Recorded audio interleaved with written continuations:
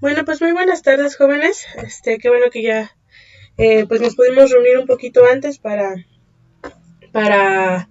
reponer la clase del próximo sábado. Y pues bueno, vamos a comenzar ahorita que pues la información sigue fresca. Bien, ¿qué recuerdan de la clase pasada que vimos? ¿Qué es lo que vimos ayer?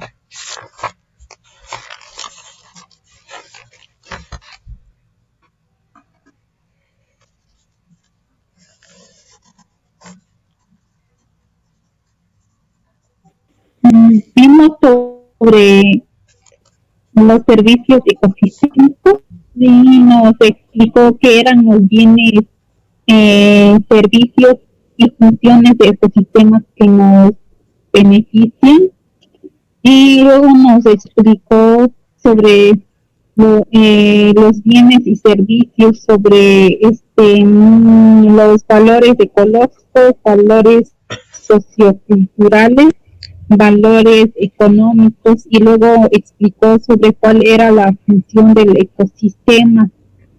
También nos explicó sobre las categorías principales del ecosistema y sobre la clasificación de las funciones. Luego vimos un poco sobre la trayectoria en una fase plana, y nos explicó sobre el mundo aleatorio. Vimos lo que era la estabilidad y la resiliencia. Dijo que ambos se encontraban en un ecosistema, pero en diferentes niveles. Y luego nos explicó sobre el mosaico espacial especial. Y vimos también que un sistema puede ser muy resistente y puede fluctuar mucho. Y también dijo que nos puso el ejemplo de un desierto que puede ser muy estable, pero a la vez puede ser muy resiliente. Ok, muchas gracias, Elisa, muy buen resumen. Nereida, ¿usted qué recuerda de la clase pasada?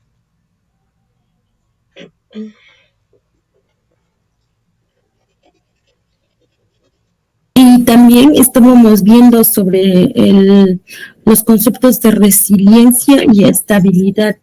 Y nos comentaba que la resiliencia se trata de la capacidad que poseen los ecosistemas de adaptarse a los cambios y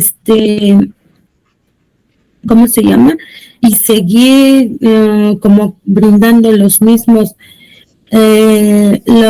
por ejemplo, los mismos servicios ecosistémicos que le da a los seres humanos.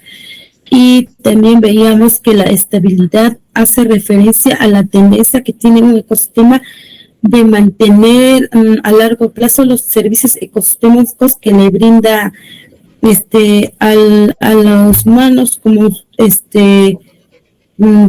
también podría ser producción de alimento. Entonces, esto era la estabilidad, la capacidad que tiene de seguir manteniendo estable todos los servicios ecosistémicos que le brindan que nos brindan a nosotros, los humanos.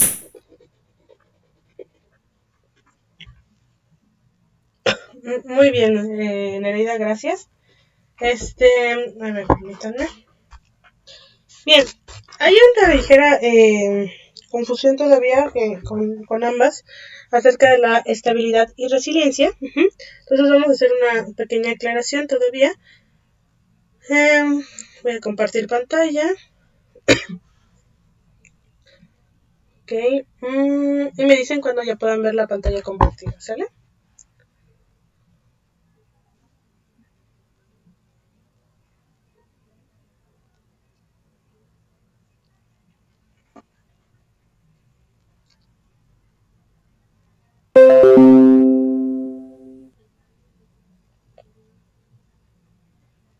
Profe, en la mía nomás dice que está presentando, pero no se ve nada.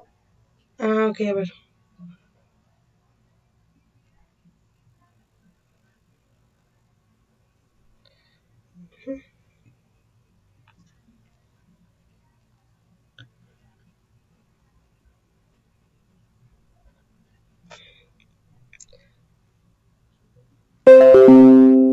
¿Todavía no?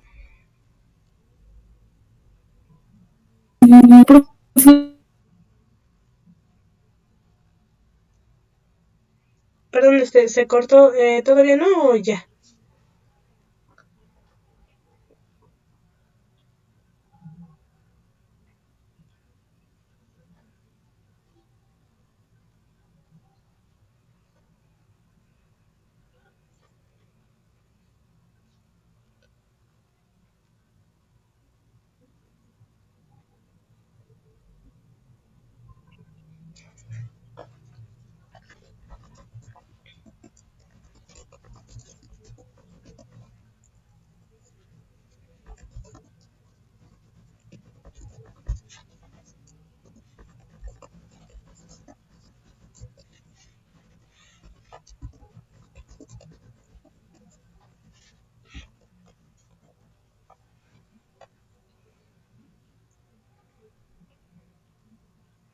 Y yo sí puedo ver la pantalla, profa. Ok. A ver, déjenme ver si voy a hacer un último intento con presentando solamente, bueno, poniendo la presentación.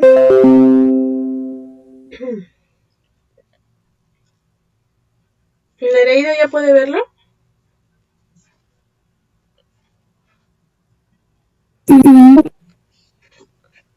No, híjole. Trate de salir y volver a entrar, por favor. Lo más seguro es el internet. Entonces, gracias. Vamos a esperar un ratito a Nereida, ¿sale? Para que quede la explicación bien.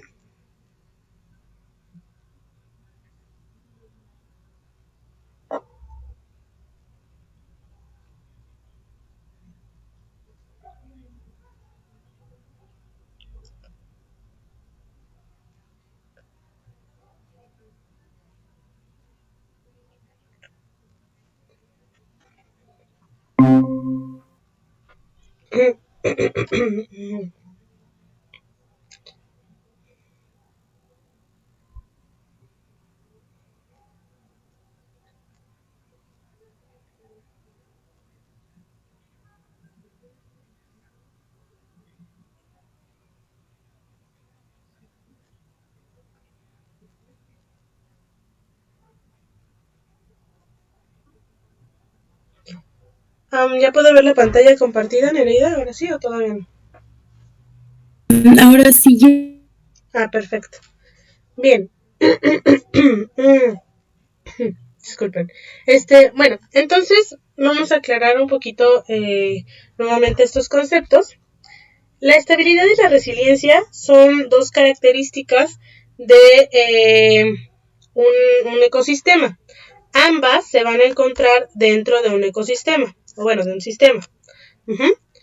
Pero la estabilidad va a ser, va a tratar de qué tan rápido regresa el sistema a su estado original después de un cambio brusco. ¿Qué tan rápido regresa a su estado original? De aquí para acá. Y la resiliencia trata de qué tanto mantiene las funciones un sistema mientras que hay cambios dentro de este. Este se trata de regresar a un equilibrio y este se trata de mantener funciones.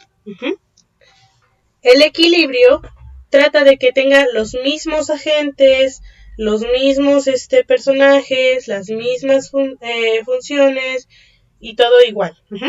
Igual a como era antes del cambio.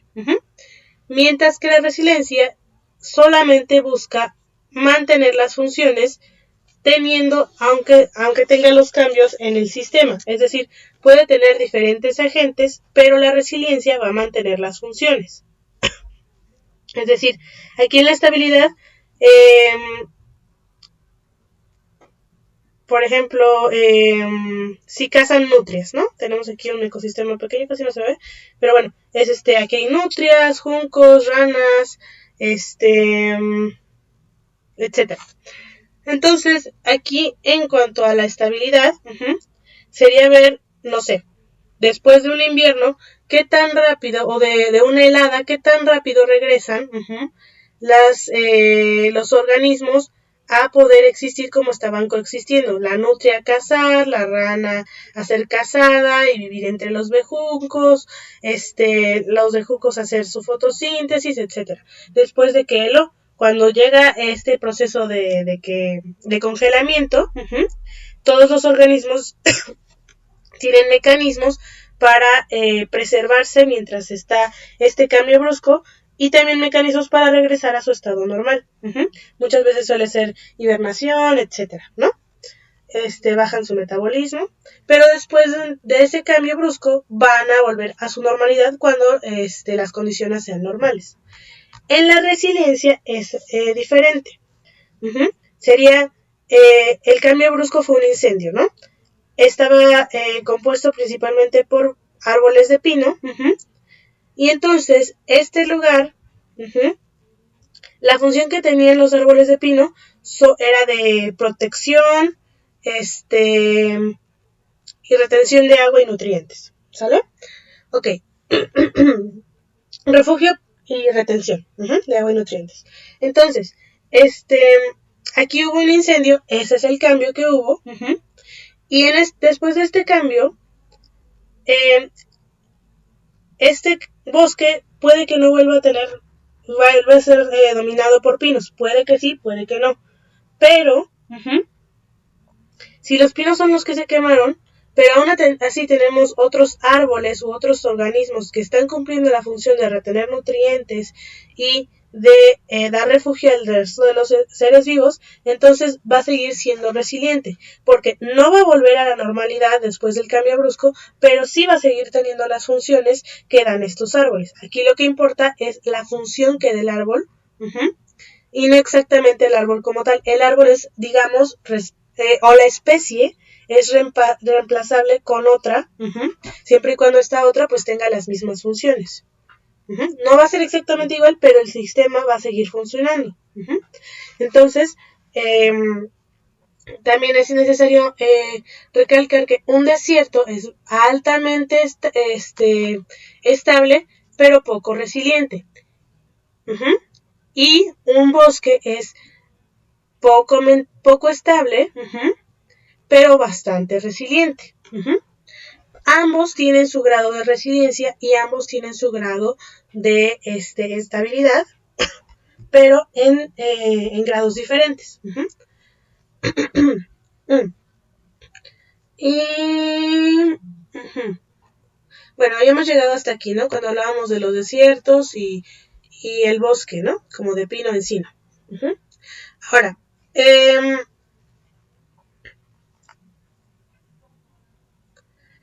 permítanme un segundito. Ya, disculpen. Ok. Entonces, estábamos viendo que un sistema puede ser muy resistente y fluctuar mucho. Eso significa que puede tener muchos cambios, pero va a seguir igual. Es decir, los ecosistemas que existan donde hay condiciones climáticas externas van a ser diferentes a las regiones climáticas, a ecosistemas que tienen regiones climáticas más benignas y menos variables. Los desiertos, los polos, etcétera, tienen condiciones climáticas bastante extremas. Y los lugares que se encuentran más cerca del Ecuador, como los bosques y las selvas, tienen condiciones climáticas más benignas y menos variables. Ok. Entonces, los organismos que viven en lugares con condiciones extremos están acostumbrados a los cambios bruscos y están acostumbrados a volver a su funcionamiento normal. Quienes se encuentran en condiciones más benignas, más estables, más variables, bueno, no más estables, perdón, menos variables, son aquellos organismos que, bueno, por un lado hay más organismos en este tipo de regiones donde hay menos variables, porque les es más fácil, o bueno, ha sido más sencillo para estas especies, pues, desarrollarse aquí. Por eso vemos que hay tanta cantidad de organismos en la selva, en el bosque, y mucho menos en el desierto o en la tundra, ¿no? Porque en el desierto y en la tundra solo han podido sobrevivir, han podido quedar los que han aguantado más y los que se han preparado para estos cambios extremos. Ok, bien, entonces en el caso de donde no hay menos variables, hay muchos organismos que pueden sustituir unos a otros. Claro, siempre hay un límite, todos tienen su función, pero digamos que pueden sustituirse, ¿no? Y aquí esto sería más resiliente. Entonces, el equilibrio entre la resiliencia y la estabilidad es un producto de la historia evolutiva de los sistemas ante el rango de fluctuaciones aleatorias que han experimentado. Como les comentaba, los sistemas van a actuar dependiendo o van a tener más resistencia o más estabilidad dependiendo de las condiciones a las que han sido expuestas, ¿no? Ahora, ¿cuál es la estrategia principal seleccionada para cada sistema? Bueno, aquí esto depende de lo que le permita la persistencia, manteniendo la flexibilidad encima de todo. Es decir, una población responde a cualquier cambio ambiental con cambios, una población de organismos, de seres vivos, responden a cambios ambientales de forma fisiológica, de comportamiento, ecológica y genética. Entonces, por ejemplo, cuando hay un cambio ambiental para un ser humano, si empieza a hacer más calor, ¿cuál es el primer cambio fisiológico que tenemos? Empezamos a sudar, ¿no? De los primeros cambios que tenemos es que empezamos a sudar. Luego de comportamiento. Si tenemos mucho calor y el sudor no es, bueno, no es que no sea suficiente, pero para ayudarnos a quitar el calor, entonces empezamos a tener cambios de comportamiento. Si estábamos en una ventana debajo del sol y nos empieza a dar mucho calor y empezamos a sudar, nos vamos a quitar, vamos a buscar refugio del sol. Ese es un cambio de comportamiento a como estábamos antes. Cambios ecológicos y genéticos, bueno, eso ya es más evolutivos y de más tiempo. Ecológicos, bueno, de nuestro ambiente. Vamos a tratar de ir a un lugar más fresco, si ya no son aguantables las temperaturas, o vamos a tratar de que, o sea, la parte ecológica, la parte ambiental de nosotros, la cambiemos, o encontramos un mejor lugar para habitar. Y finalmente, genéticos, como por ejemplo, nuestros antepasados, tal vez no todos llegaban a sudar. Nuestros antepasados genéticos de hace muchos millones de años, en algún momento seguramente no tenían glándulas sudoríparas. A usted, gracias por avisar. En algún momento tal vez no tenían glándulas de sudoración. Entonces, estos cambios genéticos, pues ya saben cómo se da la evolución, ¿no? Está el organismo en el ambiente y de repente tiene cambios genéticos, una variación genética. Esta variación genética puede tener 3 resultados. Uno perjudicial, es decir, que el ambiente no sea bueno, o bueno, este cambio genético no sea compatible con el ambiente y entonces ya no existe. Deja de existir porque no pasa a la siguiente generación. O no puede pasar ni siquiera a la edad adulta. El otro es que no pase nada, ni le beneficie ni le perjudique. Y puede o no pasar a la siguiente generación. Y finalmente, tenemos que este cambio genético le beneficie y le dé una ventaja a el organismo por encima de todos los demás organismos. Y entonces, uno, sobreviva más tiempo, llegue a la edad adulta, Y 2, que después de llegar a la edad adulta le dé más oportunidad. Bueno, con que pase la edad adulta ya le da más oportunidades de pasar a la siguiente generación, ¿no? Y después, cuando ya pasa la edad adulta y que ya se eliminaron varios de su competencia, seguramente o muy posiblemente tenga algunas ventajas de fuerza, movimiento, etcétera, que le permita reproducirse más. Y entonces es el gen que va a perdón, a propagarse. Entonces, bueno, ante los cambios ambientales, empezamos con los cambios fisiológicos de comportamiento, luego vamos con los psicológicos y finalmente los genéticos. Y bien, estos cambios van a restaurar su capacidad para responder a cambios ambientales impredecibles posteriores. Es decir, estos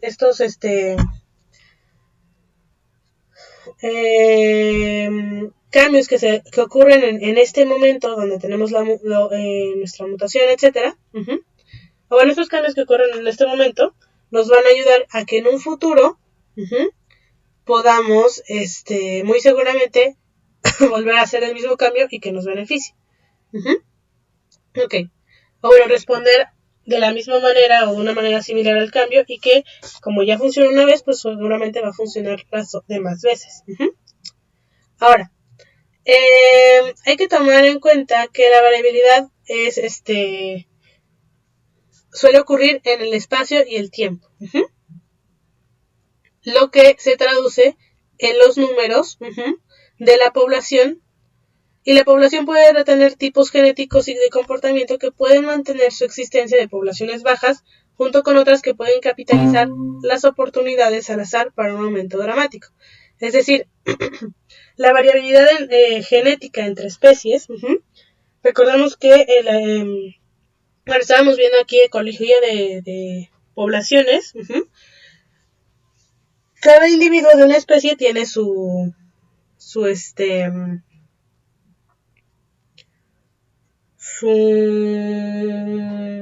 código genético. Entonces, cuando es una población tenemos un acervo genético, porque tenemos varios individuos con cada uno su código genético. Tenemos una fuente de información genética.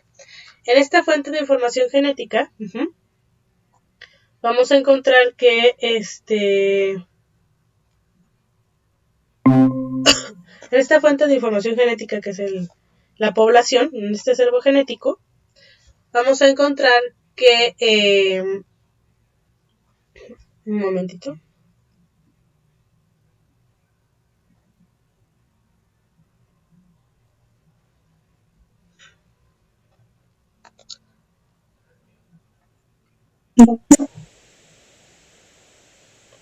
No hay de qué.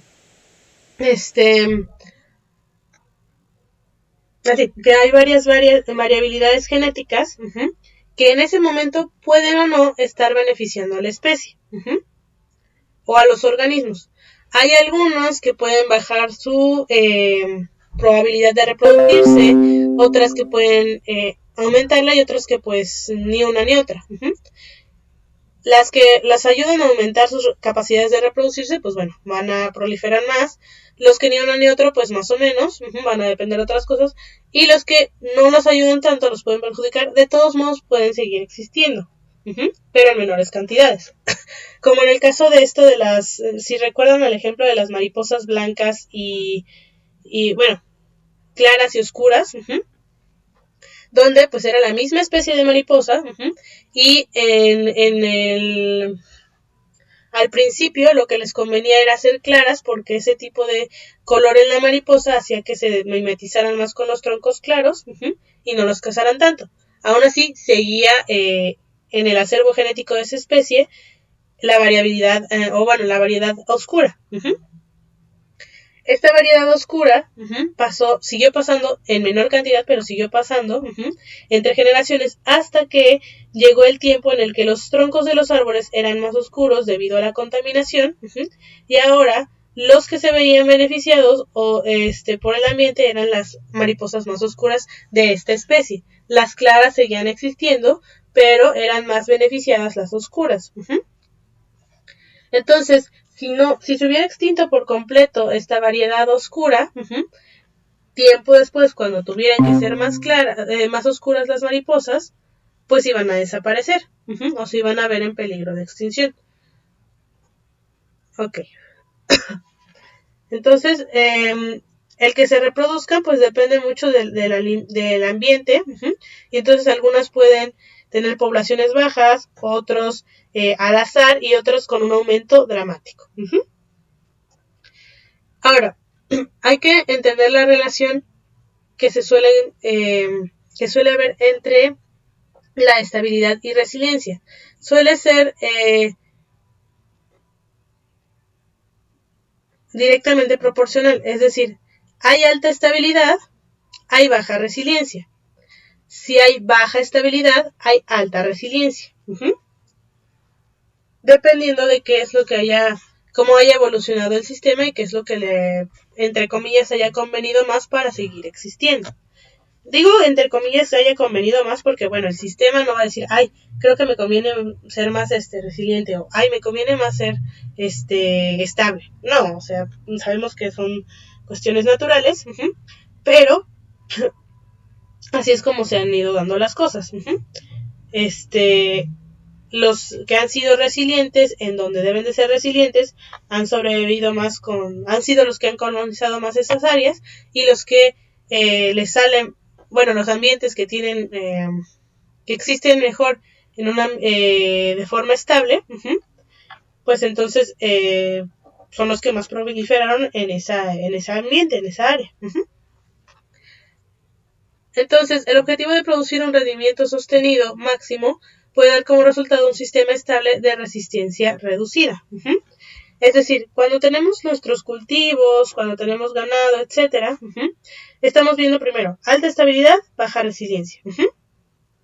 Entonces, cuando nosotros queremos producir un rendimiento sostenido, es decir, tenemos un cultivo, ganado, etcétera, que nos produzca mucho, bastante todo el tiempo, como en el caso de los campos de maíz transgénico y otros alimentos que recordemos, ok, gracias,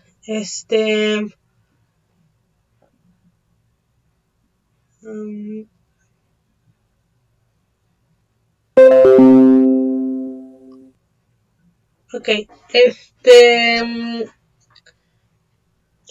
Así, pues bueno, vemos que hay muchos alimentos transgénicos, no sé, o las variedades de ganado, suelen ser como las más producidas, y decimos, bueno, pues sí está bien, ¿no? O sea, producen mucho y es lo que más me conviene.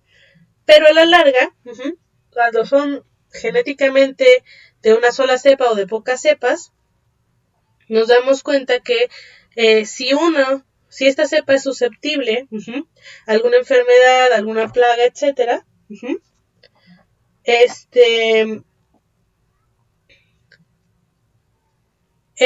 toda la cepa, porque son nada más un código genético, va a ser vulnerable a todo a este problema.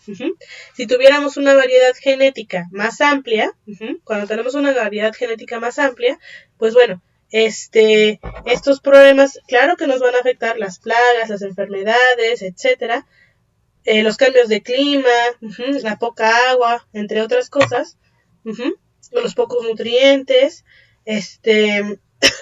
sí nos van a afectar, pero todavía vamos a tener una forma de solventar este déficit. ¿Por qué? Porque vamos a tener variedades en las genéticas que puedan sobrevivir a esto. Pero si nada más tenemos uno que produce mucho, pero necesita bastantes nutrientes, bastante agua, un clima que no cambie mucho, y fácilmente se enferma de alguna plaga, entonces una vez que actúe encima de esta cepa, no vamos a tener mucha oportunidad y vamos a tener pérdidas muy grandes. Ok, entonces el objetivo de tener un rendimiento sostenido máximo puede tener la contradicción o la contraparte de tener un sistema más estable, pero de poca resistencia. Este sistema todo el tiempo va a producir, va a regresar siempre a ser bastante productivo siempre que haya un cambio para el que esté hecho. Pero en cuanto ocurra un cambio para el que no está hecho, para el que no está acostumbrado, entonces, pues bueno, nos vamos a ver en complicaciones. Ok. Bien. Ahora, Elton y MacArthur, estas personas, estos científicos, nos dicen entonces que la estabilidad es aproximadamente, no exactamente, proporcional al número de enlaces entre especies en una red trófica. Es decir, bueno, ahorita lo vamos a hablar. Y no en modo matemático, sino en términos de estabilidad y equilibrio. Es decir,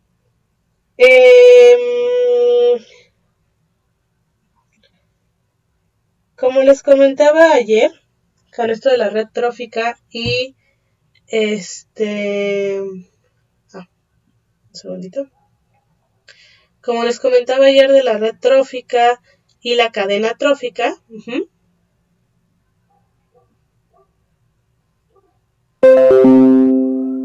ok, les comentaba, ¿no? Okay. Imaginémonos que tenemos aquí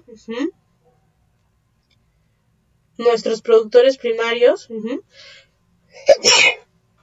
disculpen, nuestros productores primarios, ¿no?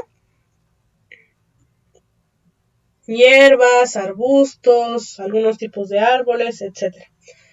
Ok.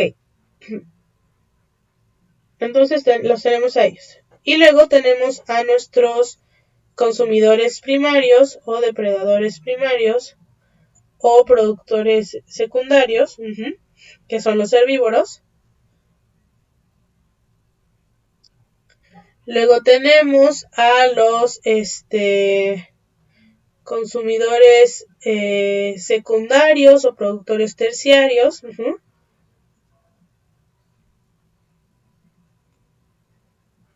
Y pueden ser los depredadores tope o no.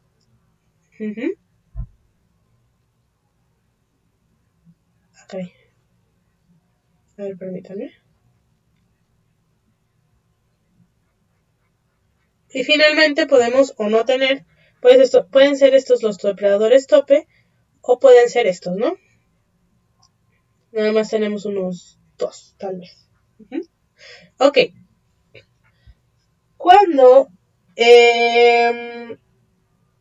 las relaciones entre estos organismos, bueno, voy a guardar este archivo.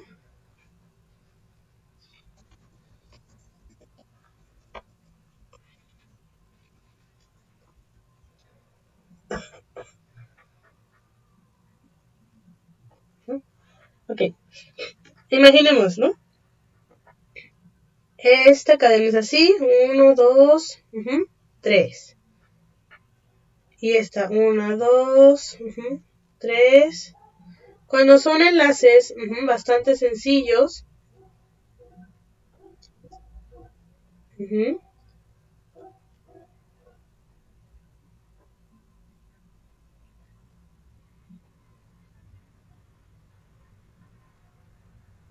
ok, tenemos estos enlaces sencillos, ¿no? Es decir, vamos a editar unos pequeños colores.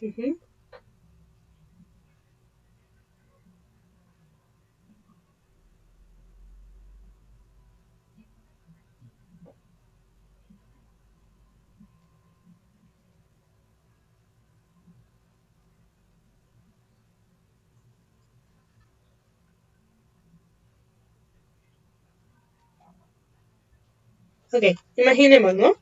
Entonces, esta red trófica, por ejemplo, esta cadena nada más se va a encargar de estos.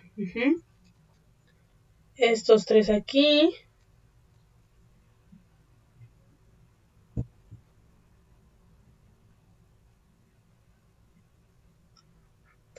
Estos aquí.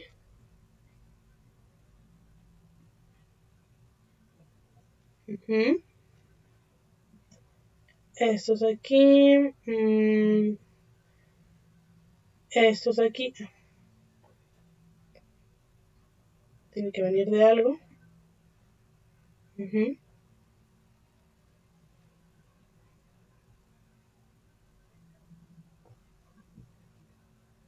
Entonces estos van a depender más bien de este.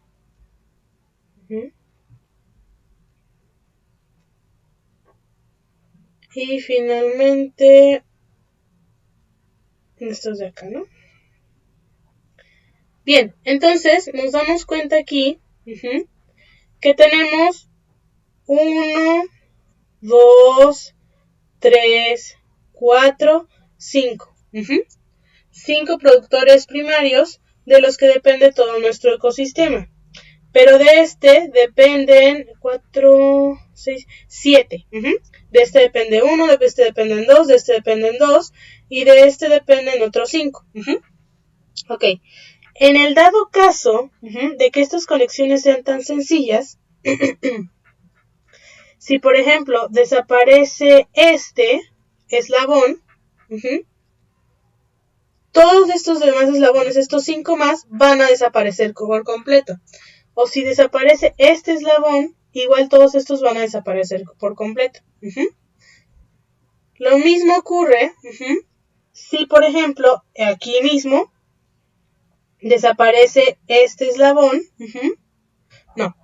Este eslabón de en medio, que sería el consumidor primario o productor secundario, este desaparece. Entonces, ¿qué va a ocurrir con esta parte del ecosistema? Estos no van a tener que comer y estos van a subir demasiado en poblaciones porque no va a tener quien los controle. Entonces va a haber demasiado de este que quita muchos nutrientes, tal vez compite más que los otros porque ya no tiene su depredador natural, y entonces va a haber muy pocos de estos porque ya no van a tener que comer, no tienen otra opción. Ahora, imaginémonos, por eso esta sería una cadena alimenticia sencilla. Pero imaginémonos que en lugar de que ocurra esto, a ver cuántos me deja borrar. Ok. Perdón. Vamos a ver si lo podemos pintar de blanco.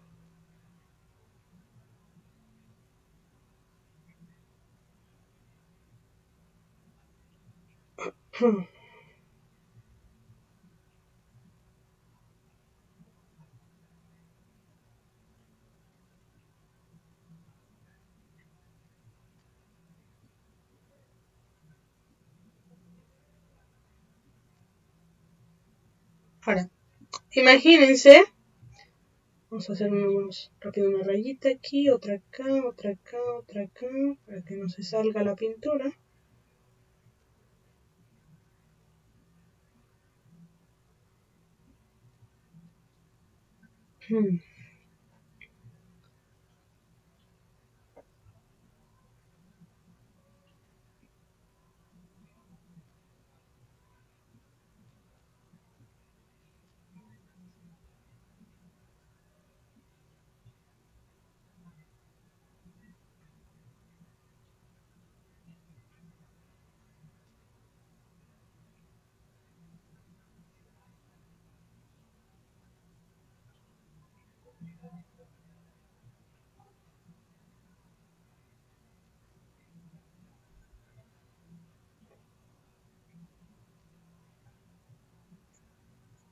Ok, bien.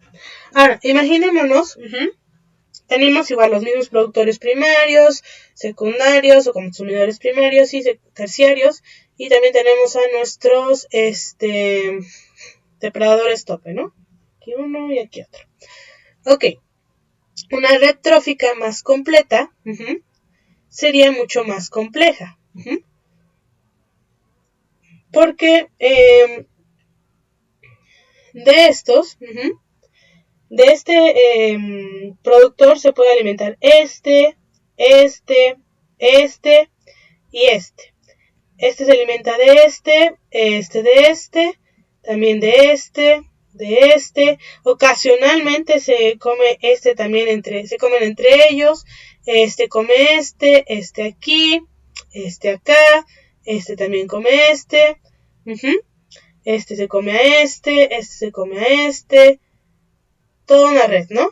Ajá. Y luego en el siguiente nivel, bueno, vamos a ver acá, en el siguiente nivel vemos también que este puede comer este, pero también puede comer este, y se come a este, a este, a este, a este. 1, 2, 3, 4. Este aquí. Estos a veces se comen entre ellos, aunque uno sea depredador tope.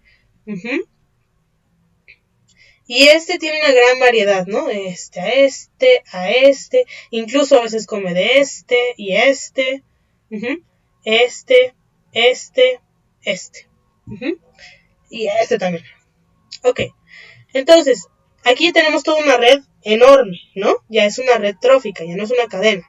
Entonces, ¿qué vamos a ver aquí? Ahí.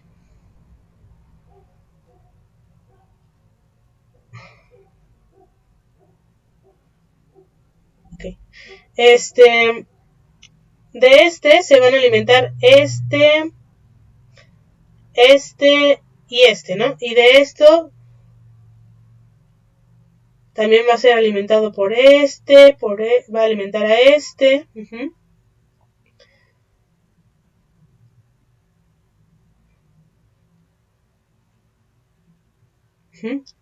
Vamos a ver hasta dónde llegan las conexiones.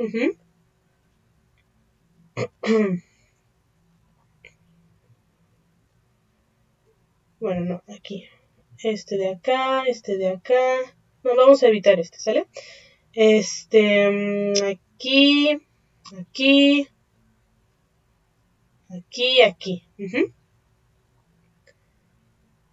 Luego de... Aquí este azul claro.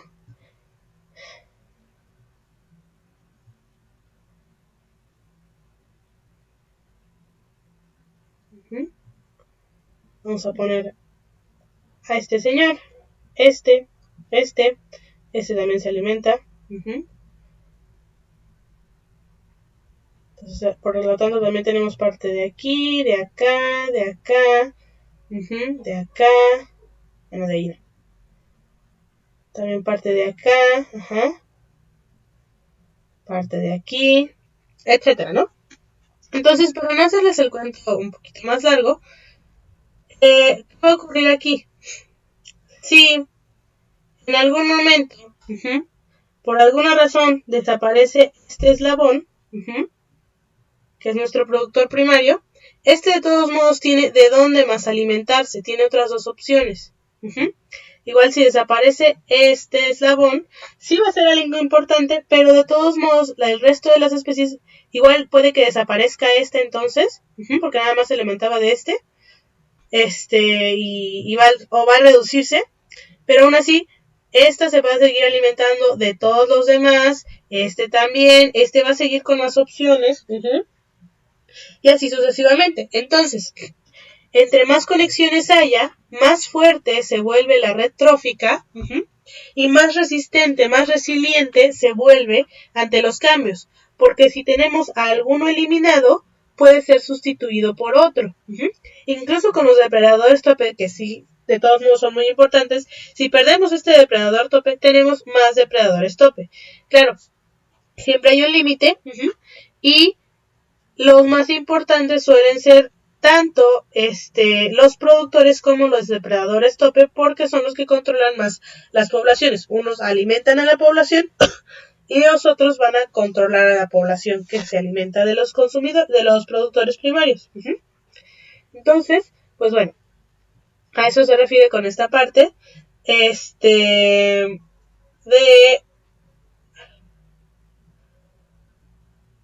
que la estabilidad es aproximadamente proporcional al número de enlaces entre especies en una red trófica.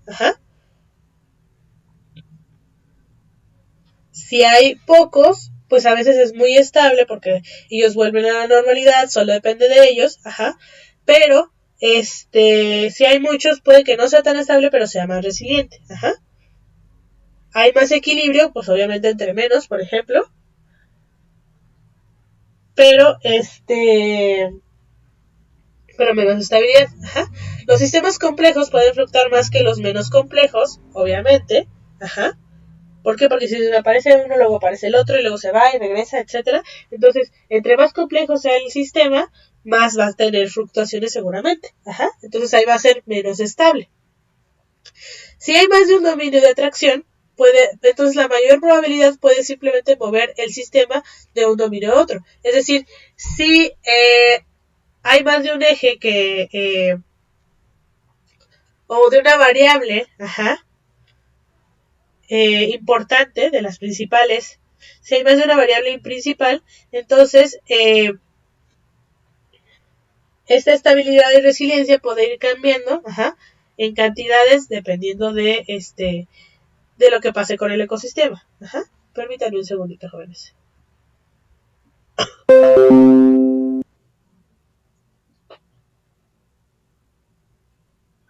Ok, bien. Entonces, bueno. ¿Y cómo se aplica esta parte de la resiliencia y la estabilidad? Bueno,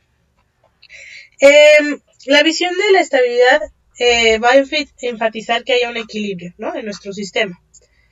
En un mundo que sea predecible y la recolección del exceso de producción, donde hay un mundo donde todo lo que se produzca va a ser predecible, y el exceso de producción no va a tener fluctuaciones, es decir, siempre va a ser como el mismo, ¿no? Pero, bueno, eso es en cuanto a una visión de estabilidad en nuestro sistema. Ahora, la visión de resiliencia nos enfatiza que nos enfatiza la importancia de las funciones y la necesidad de que persistan estas funciones. Aquí nos habla de producir y aquí nos habla de tener la función. Asegurar un rendimiento sostenido de un recurso renovable podría cambiar estas condiciones deterministas de tal manera que la capacidad de recuperación se pierda o se reduzca. Es decir, como les comentaba con la parte de la agricultura, como con el maíz transgénico, asegurar que produzcan mucho, pero que nada más, y por lo tanto pues nada más sea una cepa que sabemos que es la que produce mucho, nos quita la oportunidad de que al haber un cambio, se absorba en lugar de que... sí, nos quita la posibilidad de que se absorba el cambio y pueda seguir existiendo. Si no se puede recuperar de este cambio nuestra especie de solos pocos códigos genéticos, entonces vamos a perder toda la producción. En vez de que perdamos una parte y tengamos posibilidades de poder recuperarnos, va a ser prácticamente imposible. Entonces, asegurar la resiliencia y enfatizar la necesidad de mantener opciones abiertas es súper importante, es de lo más importante, y la necesidad de enfatizar la heterogeneidad, es decir, que haya siempre variaciones de todo tipo, porque nunca se sabe cuándo va a ser necesario, en este mundo tan cambiante actual, cuándo va a ser necesario tener más opciones. Por eso, no sé si recordamos nuestro primer semestre, nos preguntaban primero ¿qué es la biodiversidad? ¿Qué es la diversidad? ¿Qué es la biodiversidad? Veíamos esta pregunta. ¿Y cuál es la importancia de la diversidad? La importancia de la diversidad, entre otras muchas cosas más, es tener una variedad de oportunidades para hacer frente a los cambios. Si no tenemos variedad, no vamos a tener todas estas diversidades que quitamos. Son oportunidades perdidas para poder resolver problemas. ¿Vamos bien hasta aquí, jóvenes? ¿Más o menos?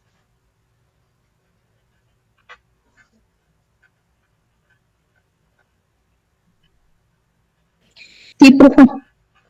Ok. Perfecto. Bien. Entonces, ya vamos viendo entonces que la estabilidad es regresar a la normalidad lo más pronto posible, con los mismos agentes, y la resiliencia es mantener las funciones independientemente de los agentes que se encuentren ahí. Una rechaza el cambio y la otra lo absorbe.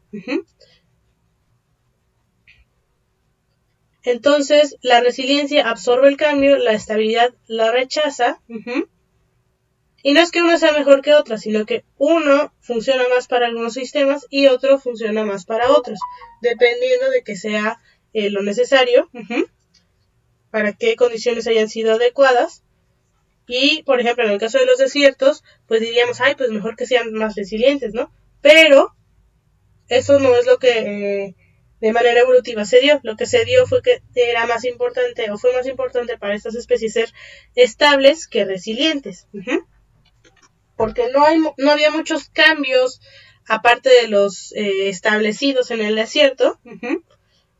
Y entonces, es decir, aparte de los cambios bruscos de temperatura y diferentes cambios de humedad, no había otros cambios más, entonces, que ocurrieran a cada rato, y entonces quedaron los estables. Bien, entonces vamos a continuar con lo de servicios ecosistémicos. Permítanme un segundito.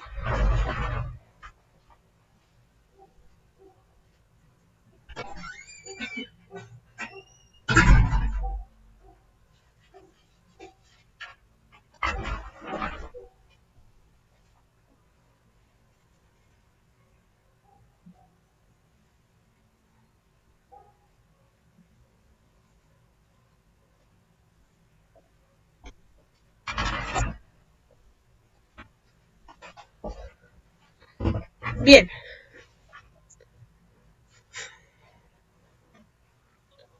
Ok, entonces ya empezamos a ver esto de la sostenibilidad, los límites, y la estabilidad y resiliencia en un ecosistema.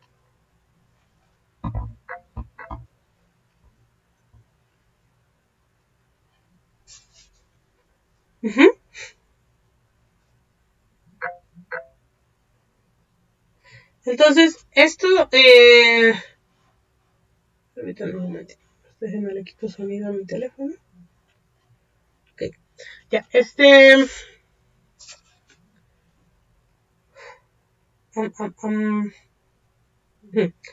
bien.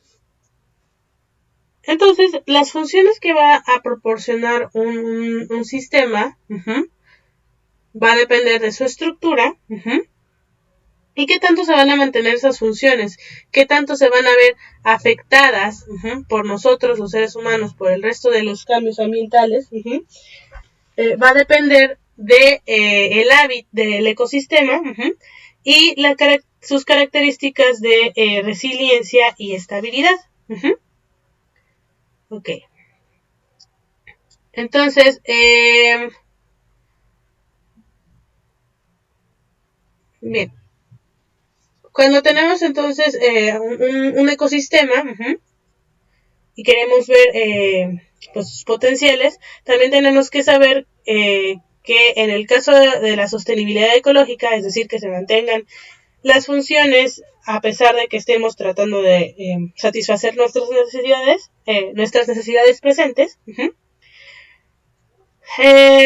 tenemos que saber entonces que todo esto va a estar entre los límites naturales establecidos por la capacidad de carga del sistema. Haciendo que, pues como les comentaba, nuestro uso humano no afecte de manera irreversible la integridad y el buen funcionamiento de los procesos naturales. Por ejemplo, que un ecosistema sea muy resiliente no significa que sea eterno o que jamás nada le va a hacer daño. Tiene límites. La resiliencia y la estabilidad van a tener sus límites. Bien, entonces, en cuanto a la clasificación de las funciones, bienes y servicios del ecosistema, hay que saber que el panorama general de las principales funciones, bienes y servicios de estos ecosistemas naturales y su estructura son procesos ecológicos asociados a las funciones de este sistema, a lo que ocurre dentro del sistema. Entonces, se incluyen aquellos bienes y servicios que pueden ser utilizados sobre una base sostenible, con el fin de mantener las funciones del ecosistema, los procesos y estructuras de los ecosistemas asociados. Entonces, como les comentaba, lo que buscamos es poder hacer uso de ellos, pero sin afectar sus funciones. Bien, en cuanto a que queramos ver el uso de estos ecosistemas, hay que tomar en cuenta varias cosas. Por ejemplo, que ellos tienen ciertas restricciones, como lo son los recursos no renovables, tienen un límite, y también tenemos los recursos inagotables, como son las fuentes de energía eólica y solar, y inagotables entre comillas, porque bueno, no nos vamos a acabar el viento, no nos vamos a acabar el sol, pero no va a estar disponible todo el tiempo. Y entonces también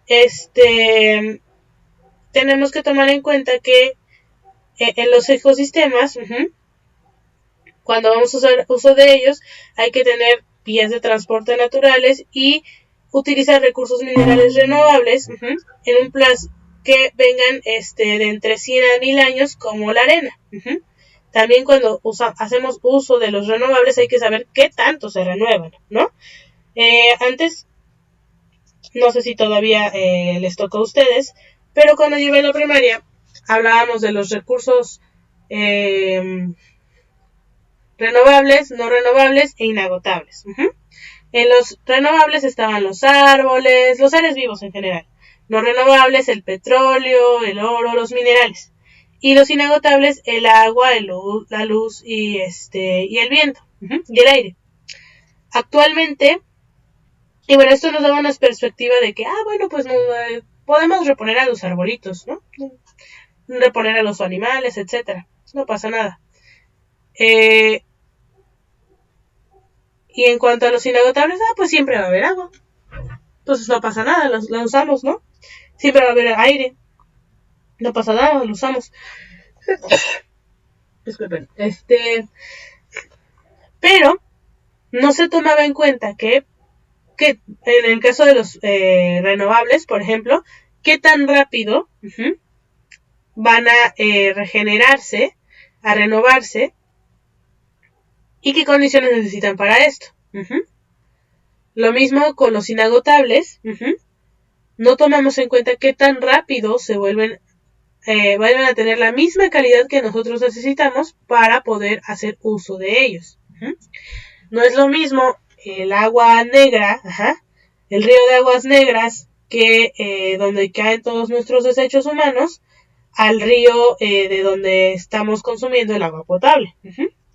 El agua fue la misma, solo que una ya llevó un proceso de purificación, de limpieza a través de el ciclo del agua, y además de que se va limpiando por donde va pasando, por varias filtraciones, y el otro pues no, ya contiene muchos elementos que nos pueden hacer daño al consumirlos.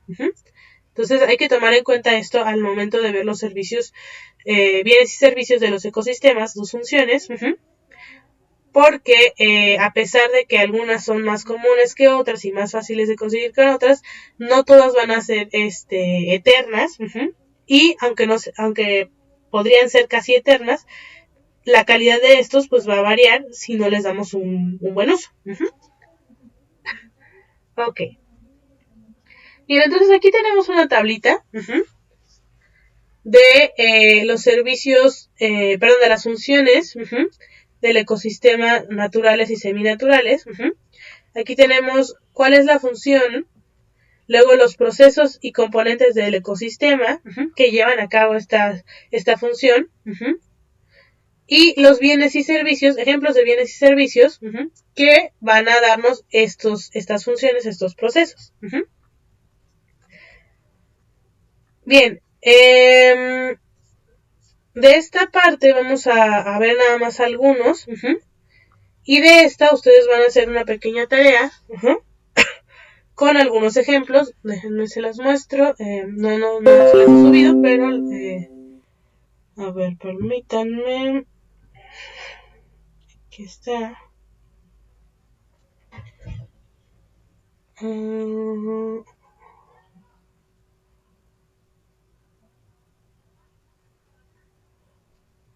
está.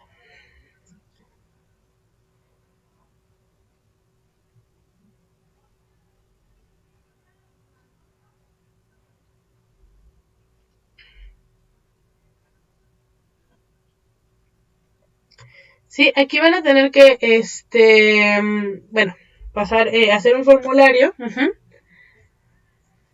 Y, a ver, no, permítanme, no es este. No, no es este, disculpe.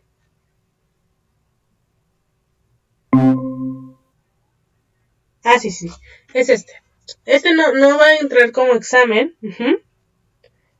pero van a hacer una tablita, van a elegir un ecosistema, por ejemplo este que es pino encino, van a poner su nombre y van a poner, van a ver, se van a basar en esta tablita, y van a poner cuál es la función, servicio ecosistémico y la categoría principal. Por ejemplo, la función de regulación. Y vamos a poner, aquí es función de regulación de funciones, y de estas salen varias funciones de regulación. Entonces van a decir cuál es la función específica, aquí dice control biológico, ¿no? Y van a poner ejemplos. Ejemplos de esta función que van a ocurrir por parte de su ecosistema.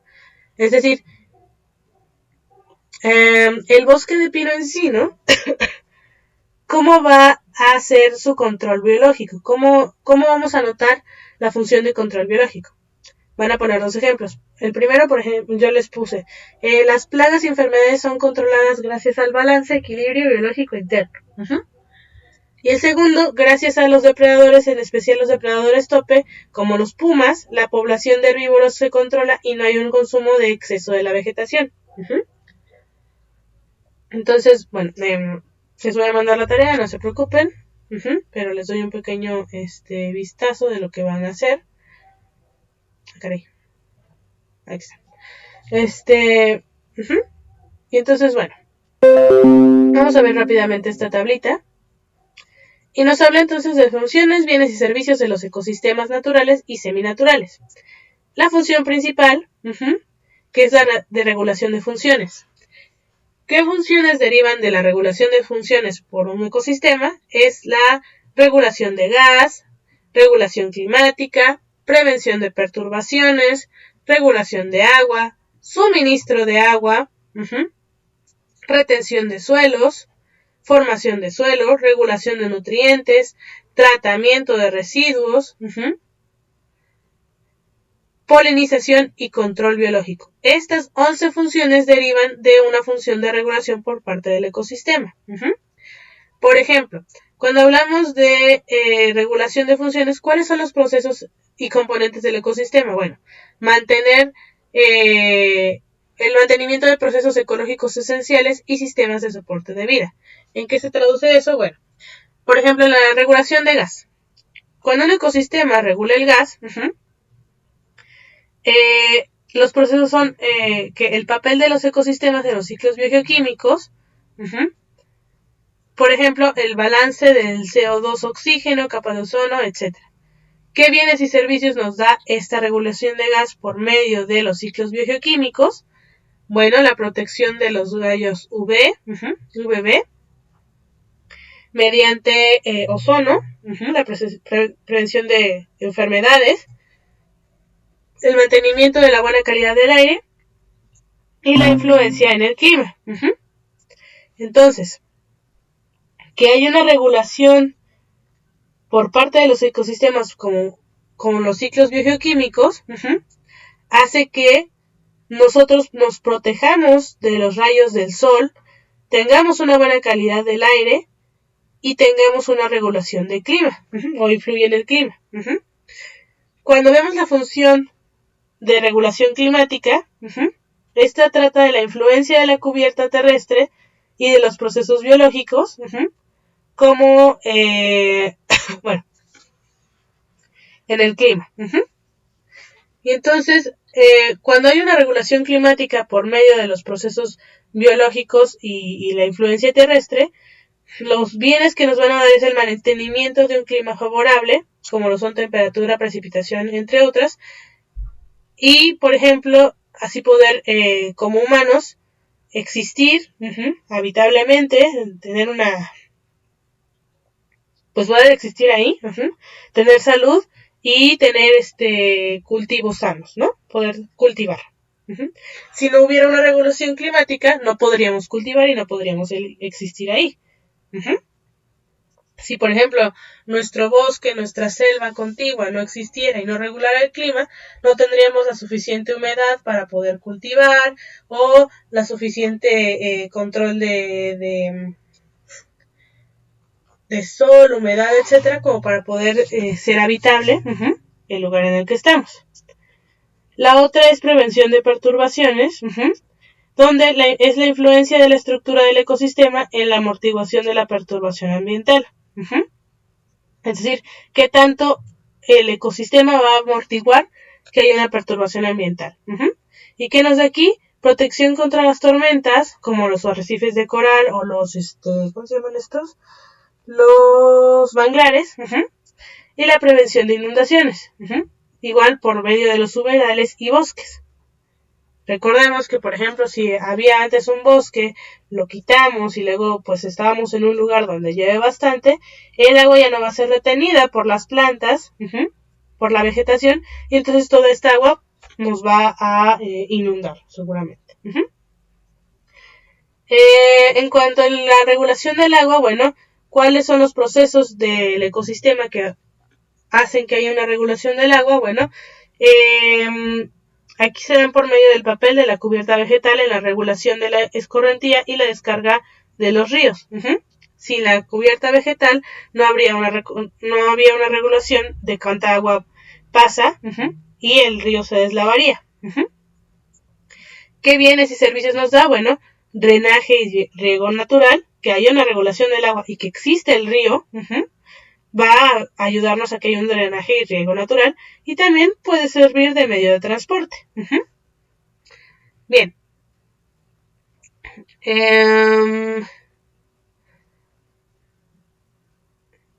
Bueno, vamos a ver todas, ¿sale? Vamos a borrar este.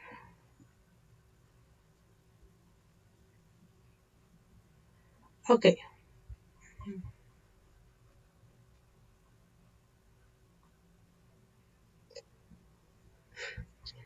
Bien.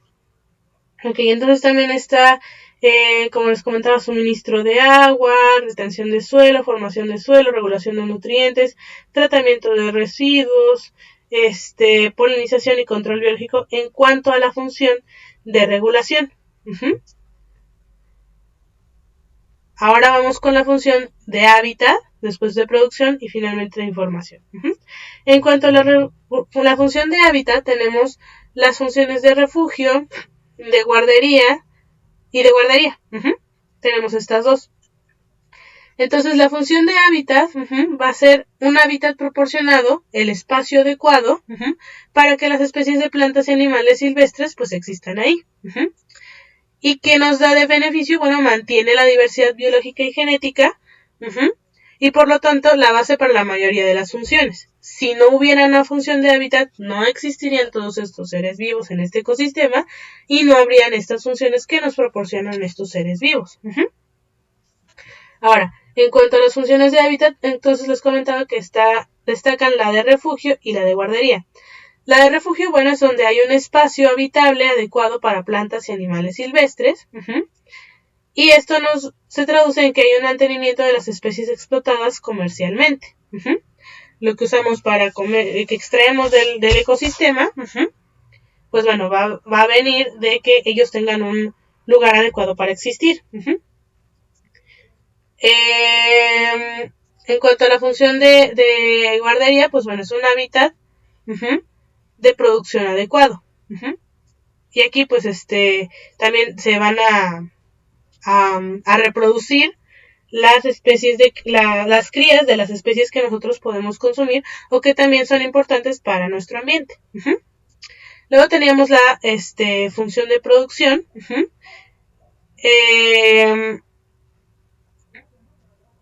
donde de la cual derivan la comida, materias primas, recursos genéticos y recursos ornamentales.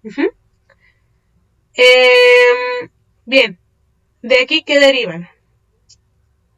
Bueno, en cuanto a la comida, tenemos que la conversión de energía solar como en plantas y animales comestibles,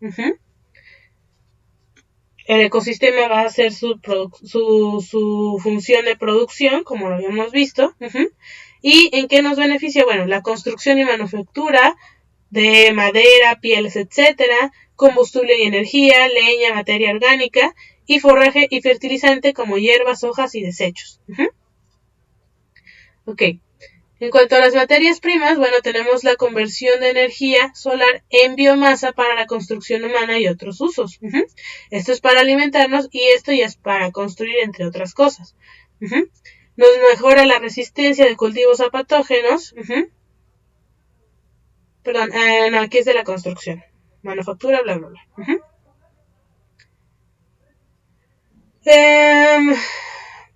Bien, y en cuanto a los recursos genéticos, tenemos que es el material genético y evolución en plantas y animales silvestres. Recordemos tener la variedad de especies y la variedad dentro de las especies, pues bueno, nos da muchas oportunidades de afrontamiento de problemas.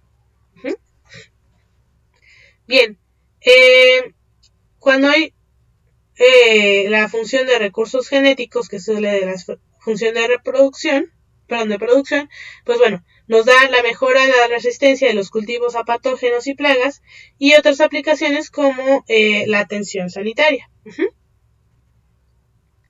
En cuanto a la función de productos medicinales, recursos medicinales, que produce el ecosistema, tenemos que hay una variedad de sustancias bioquímicas y otros usos medicinales de la biota natural.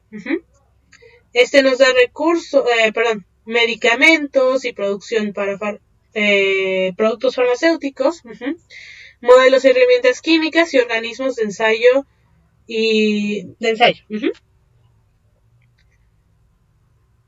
finalmente tenemos los recursos ornamentales, que salen también de la función de producción, que pues, aunque creamos que no son importantes, pues son bastante, sí importan, y nosotros también nos da un plus en la espiritualidad, etcétera, y si nosotros nos encargamos de producirlos, repartirlos, de comercializarlos, pues también nos dan una buena economización, ¿no? Bien, de aquí va la variedad de la biota de los seres vivos en ecosistemas naturales con uso potencial de ornamento, de adorno.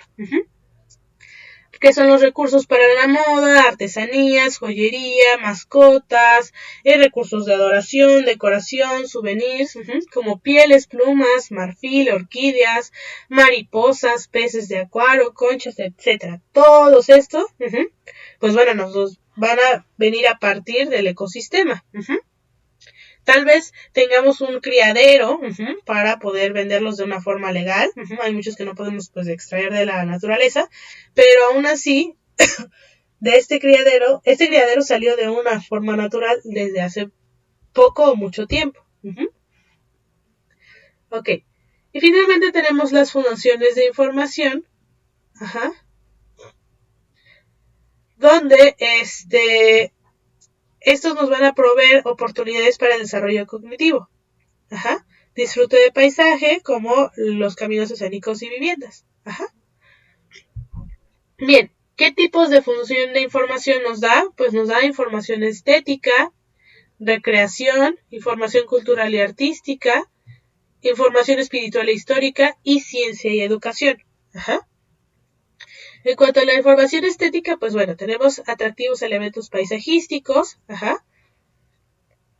donde nos va a dar el disfrute, del paisaje, como son caminos escénicos, viviendas, y por lo tanto también nos dan la función de salud mental, e incluso física.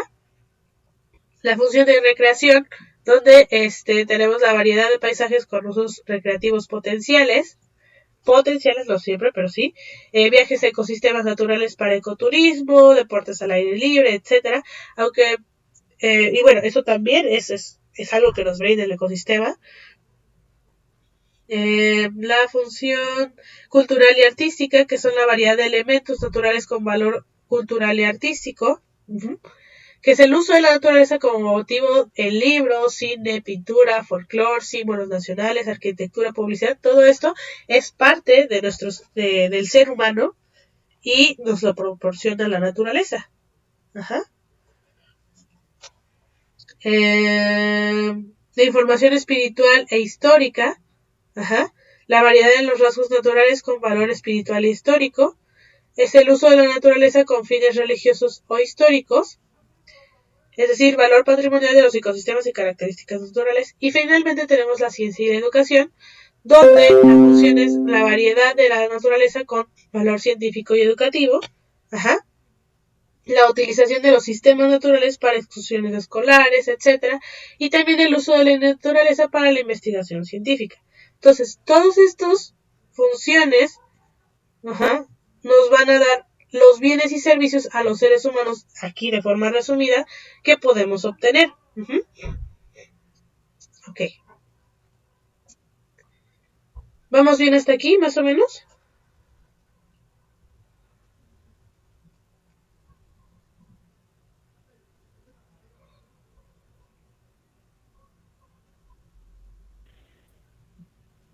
Sí, profe. Ok, permítanme un segundito otra vez,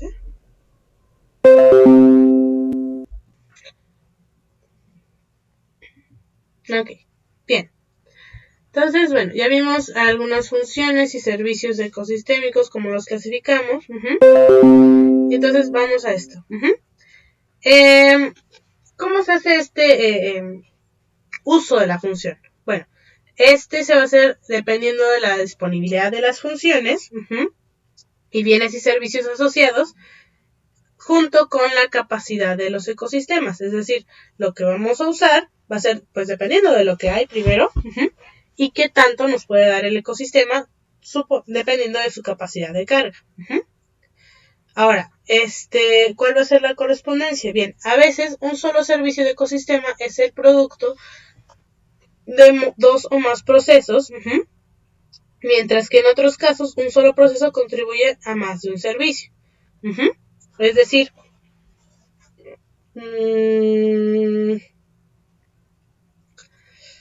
¿qué será?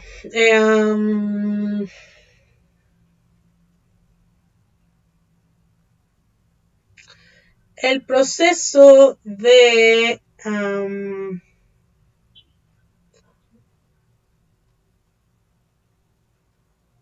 crecimiento de una planta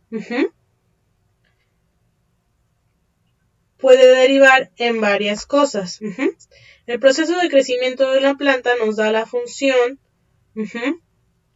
de producción, nos da la función de alimentación, de retenimiento de agua a final de cuentas, de limpieza del aire, de muchas cosas más, ¿no? De ornamento, etc. Ahora, el proceso, eso es un proceso que nos da varios servicios. Ahora, puede ser que un servicio sea dado por varios procesos a la vez. El proceso de regulación de clima, el servicio de regulación de clima, viene de el proceso de retención de agua, de de que existan y crezcan estos árboles, que el agua se retenga, que haya suficientes podas por parte de los consumidores primarios para que se mantengan estables las poblaciones y además que estos sean lo suficientemente depredados para que no se coman de más las plantas, etcétera, etcétera. Entonces pueden venir un beneficio de varios procesos en total. Ahora, ¿cuál es la escala a la que vamos a verlo? Bueno, esto va a depender de la física y de la propia función de los ecosistemas. Es decir, los seres humanos van a valorar los bienes y servicios que son proporcionados dependiendo de la escala que esté también. Ajá. Un segundito otra vez.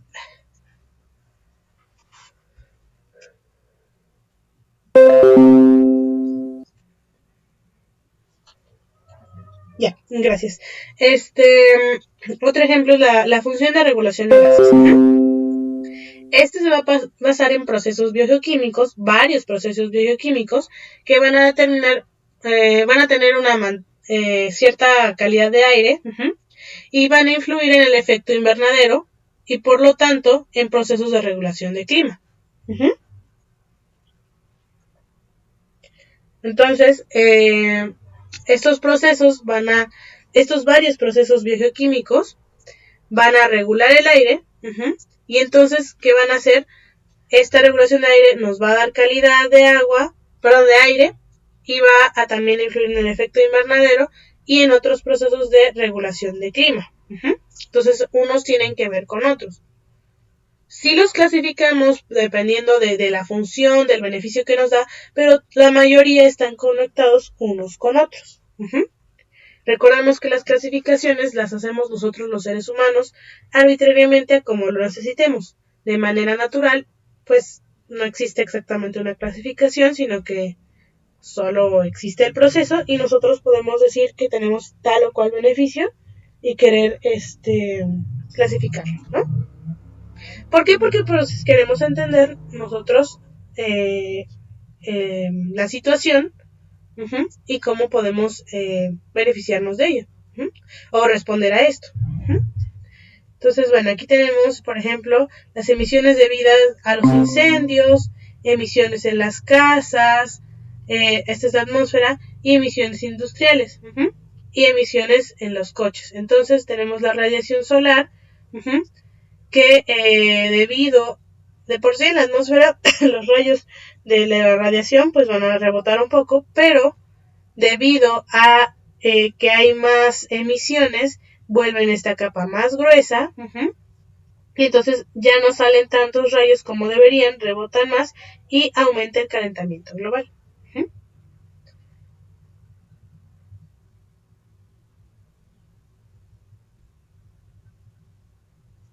Ok.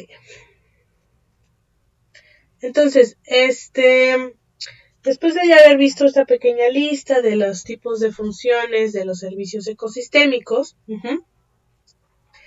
que son nuevamente de regulación, de hábitat, de producción y de información, vamos a ver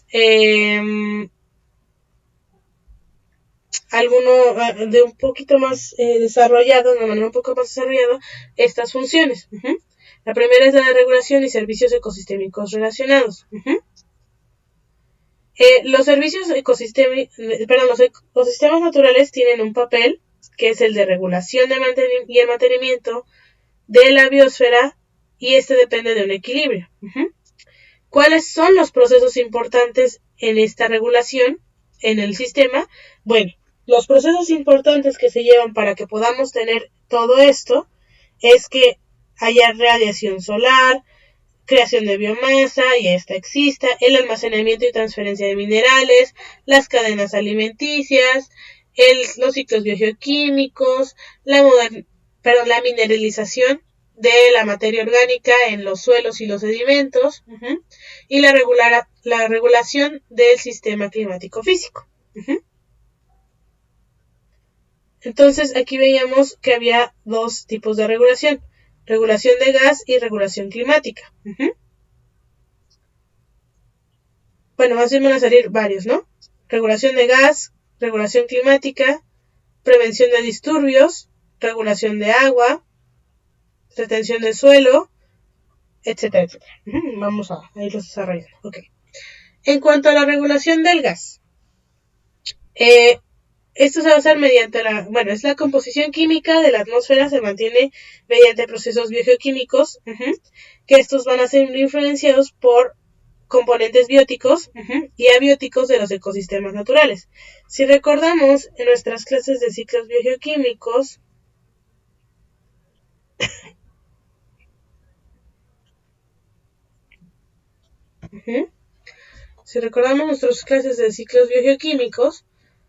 podemos recordar que, estos se llevan a cabo por procesos tanto geológicos, de partes abióticas como de partes bióticas, porque, por ejemplo, en el caso de la evapotranspiración, entre otras cosas, estas se dan por los seres vivos como las plantas y los animales. Un momentito.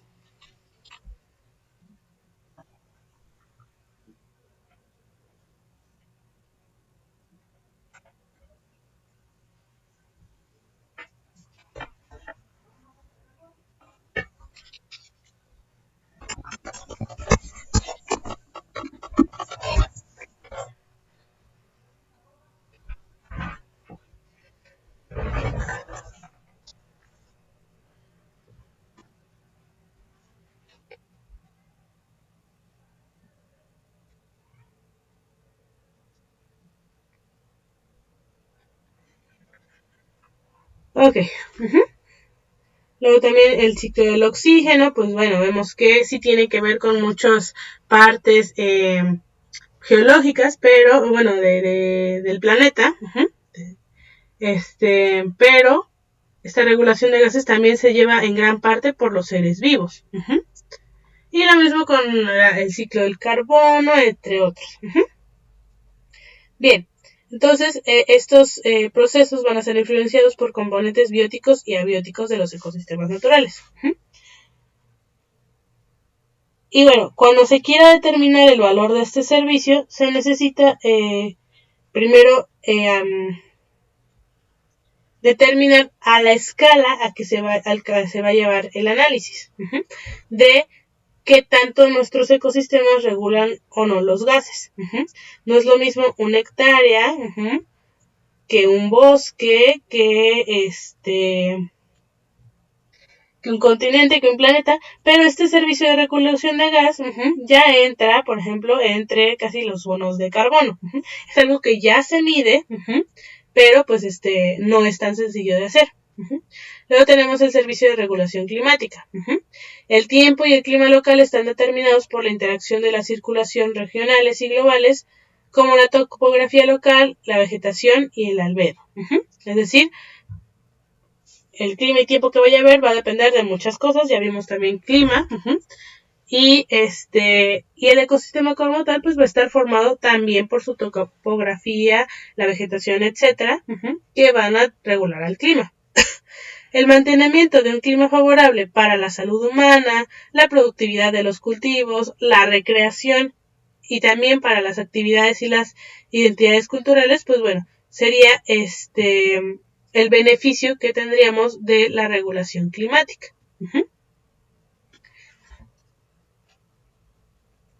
Bien, en cuanto a la prevención de disturbios, tenemos de lo que ya hemos venido hablando en otras ocasiones, la capacidad de los ecosistemas para mejorar las amenazas naturales y los fenómenos naturales perturbadores. Los servicios prestados por esta función se refieren a la seguridad de la vida humana y de las construcciones humanas. Como les comentaba, tenemos esto de los arrecifes de coral, los manglares, también las montañas, que nos ayudan o nos benefician al momento de que haya un desastre natural, un huracán, un tsunami, tormentas, etcétera, y nos protegen a los seres humanos de ellos. No están hechos ahí para protegernos, pero nosotros nos protegemos con ellos. Recordemos que, por ejemplo, en el caso de un tsunami o un huracán, estos se van a ver bastante reducidos si hay un arrecife de coral o hay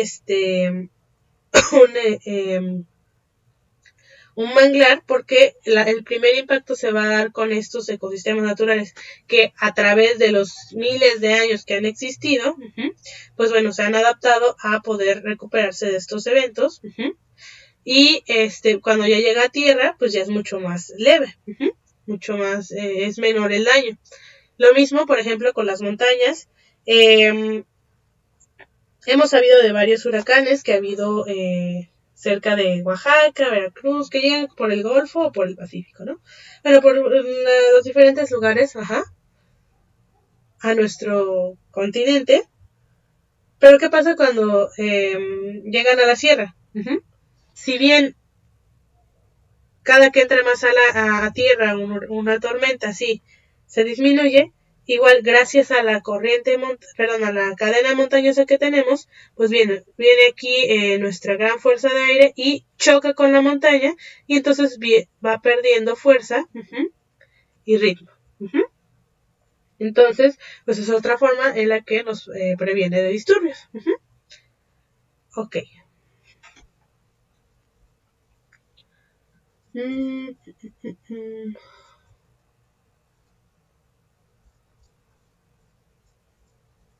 Bueno, ahora, en cuanto a la regulación de agua, bueno, se ocupa de la influencia de los sistemas naturales, de la regulación de flujos hidrológicos en la superficie de la Tierra.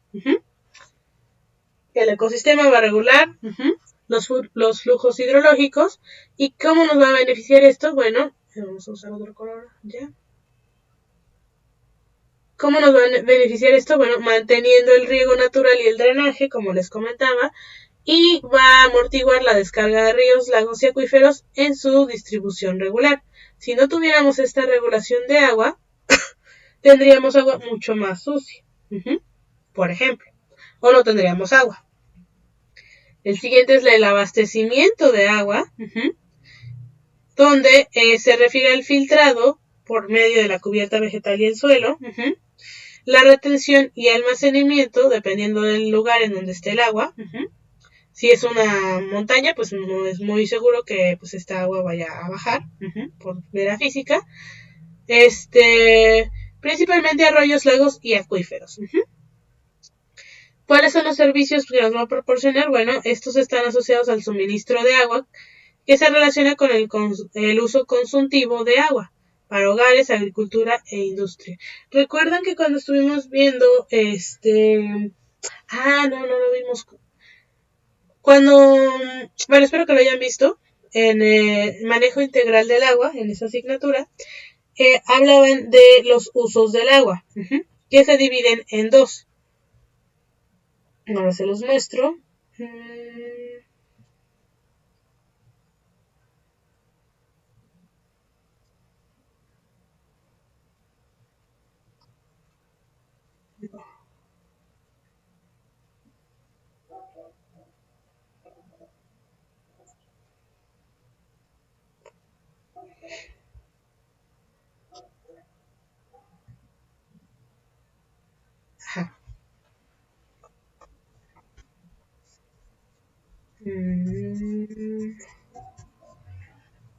Es este.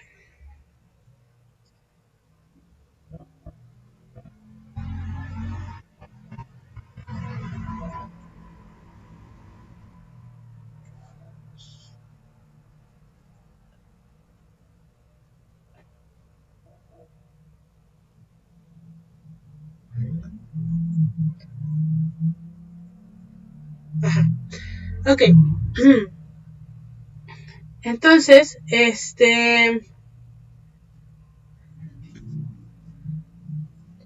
teníamos que el agua, el uso del agua lo podemos dividir entre, podemos clasificarlo de varios tipos, según su consumo y según el destino inmediato del agua. Cuando lo dividimos en el destino inmediato del agua, lo podemos dividir en usos consultivos y no consultivos. Los consultivos son como el uso agrícola, abastecimiento público, industria autoabastecedora y generación de energía eléctrica. Y los no consultivos son la generación de energía hidroeléctrica. Los consultivos son aquellos en donde el agua se usa y va a pasar después a otro medio antes de regresar a su lugar original. Los usos no consultivos del agua es cuando el agua se utiliza en el mismo lugar o regresa de inmediato a su cuerpo de agua original. Entonces, cuando es un uso consultivo, pues bueno, cuando se usa para riego agrícola, pues no va a regresar luego a nuestro río, sino que va a pasar por otros procesos. Lo mismo si lo usamos como pues para lavar trastes, etcétera, no va a regresar al río intacta, como en el caso de que tengamos una hidroeléctrica que va a regresar al río intacta en el momento, o lugares en donde hay recreación, por ejemplo, si es un lago al que la gente va a pescar, a nadar, etcétera, está usando el agua, pero no lo está llevando a otra parte, y pues se va a quedar ahí el agua. O la acuacultura, donde pues bueno, vamos a tener a nuestros peces en el mismo cuerpo de agua, y ahí se va a usar, y ahí va a regresar, y va a regresar casi igual. Ok.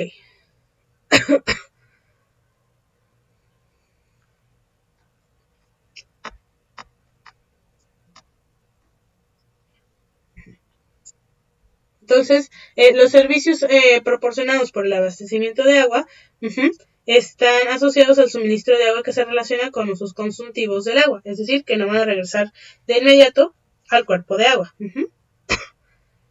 También tenemos, perdón, adelante, Nerida.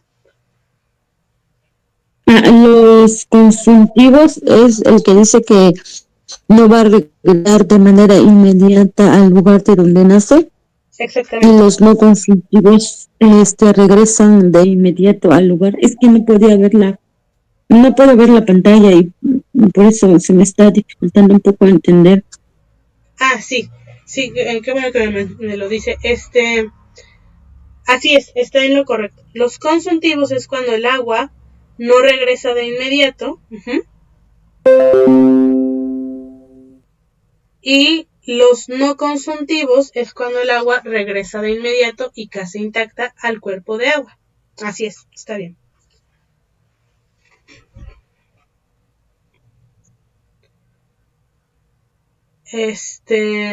¿Vamos bien hasta aquí, más o menos?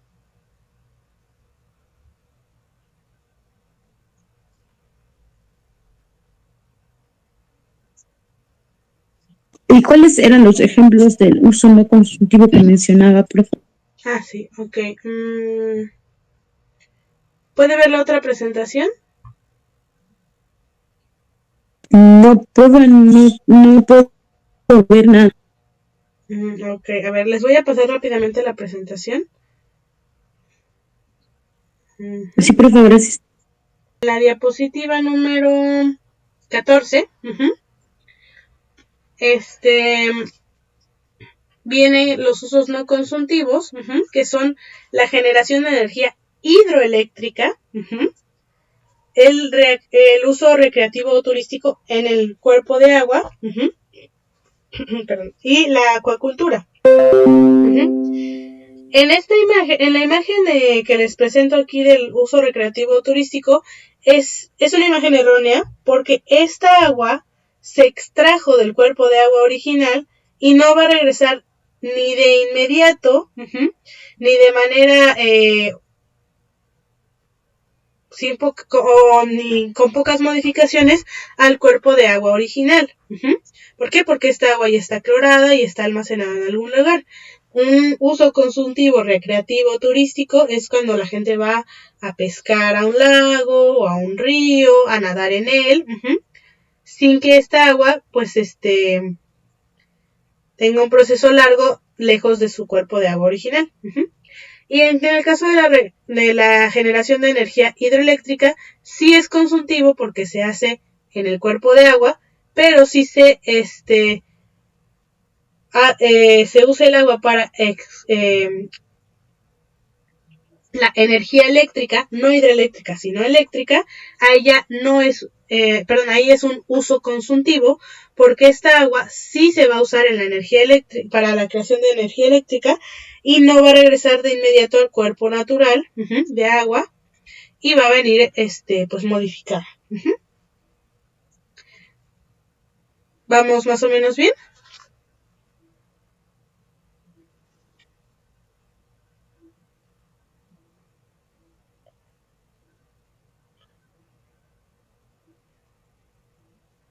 Sí, profa, es que está haciendo mucho viento aquí y casi no se escucha.